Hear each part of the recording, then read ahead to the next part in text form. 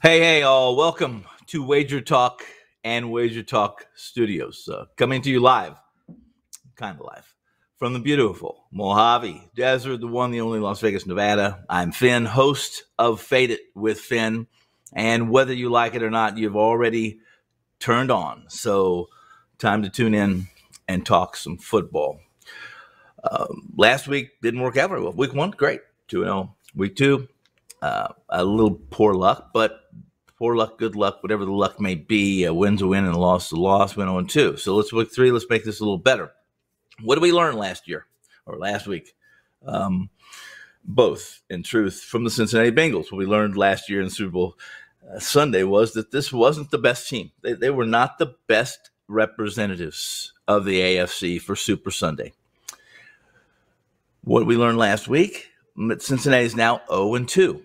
And the injury, at least the appendicitis issues that quarterback Joe Burrow's had during preseason, affected their play in week 1. They ended up losing. The offensive line, not very cohesive.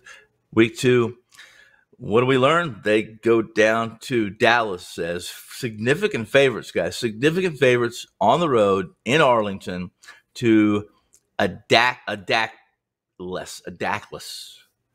Cowboys team. What happens is flash forward throughout the game. We're not going to go into the game, and I'm not going to rehash all that. If you watched it, you watched it. If you didn't, the Cowboys kick a 50-yard field goal. A 50-yard field goal, basically to end the game as time expired, and they win 2017. This wasn't a situation where the boys were fortunate at the end of the game, where Cincinnati failed to play with emotion in the second half.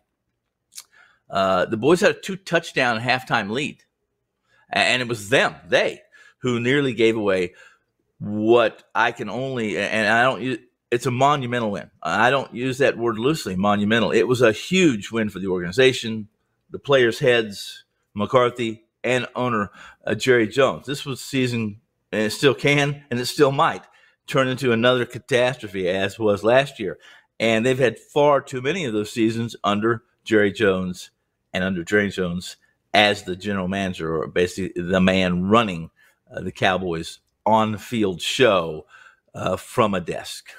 After getting sacked 7 times in week 1, coaching staff, the offensive line didn't perform a whole hell of a lot better in week 2. They were, however, better, regardless of what you've been told, what you believe, maybe even what you saw. Micah Parsons is the real deal, guys. Micah Parsons and company put the former number 1 overall pick on his arse 6 times, meaning with the ball in his hands, 6 sacks. And now Joe Burrow has been sacked 13 times in just 2 games. In short, the Bengals are going to benefit from this loss much more than they would have had they won.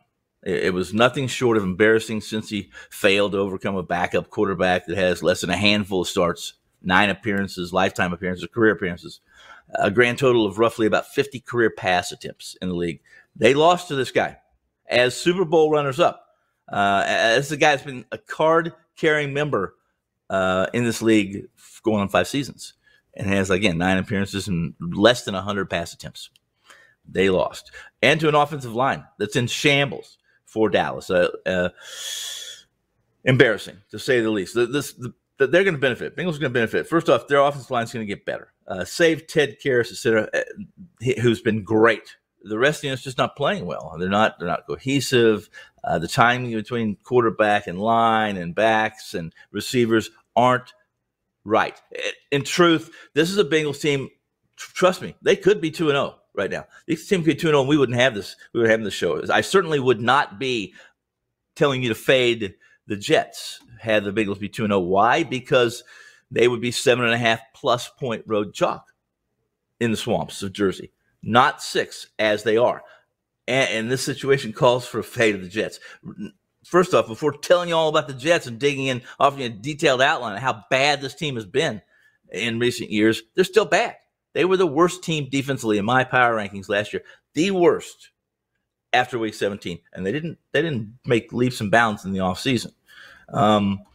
There's a point to all this. The point of the loss to Dallas, during that loss to Dallas, there was a moment, the signal life still existed in this Bengals team. In the final quarter, the Bengals executed that near 9-minute drive that tied the game. The Jets disappoint me 2 ways. One, what happened last week for them to win is an absolute miracle. It's a miracle on ice, a miracle on something, and I won't get descriptive, but the Jets coming to week 3, this home tilt, off a miracle. 2 touchdowns, less than 2 minutes is hard to do, guys. The percentages are minute. 2 touchdowns and a converted onside kick in this day and age of the NFL, where onside kicks are recovered less than 7% of the time in the last 2 minutes, and they win. Complete and utter miracle. Those who are looking at this on a box score see the Jets win. They see Joe Flacco throw for 307 yards and 4 touchdowns. A miracle. It's a miracle. Flacco has now had his 15-minute moment this season. I'm glad it's over and done. We can move forward accordingly and not see 307 yards and 4 touchdown passes from Joe Flacco moving forward. This was the Jets last week, the first September win since 2018. And that's not a typo or a misspeak. Since 2018, this team hasn't won in September. They did last week and they shouldn't have. I mean, this is disappointing. I had the Browns minus the number, and I'm covering with less than 2 minutes. I'm like a 14-point lead. Enough said. This is not a good Jets team. It isn't even a bad Jets team. This Jets team is bad. Again, I mentioned to how their defense lead. They're not that much better this year, guys. They're not going to be able to provide the pressure that Cincy saw in week 1 against Cincinnati, last week against Dallas. They're not going to be. They don't put that kind of pressure on a quarterback. And Cincy is going to have their moment. They're going to have their day this Sunday. It's going to be on the road. They're going to win. In my opinion, they're going to win by 2 touchdowns or more, 14 points, double digits or more. Feel very comfortable laying the 6.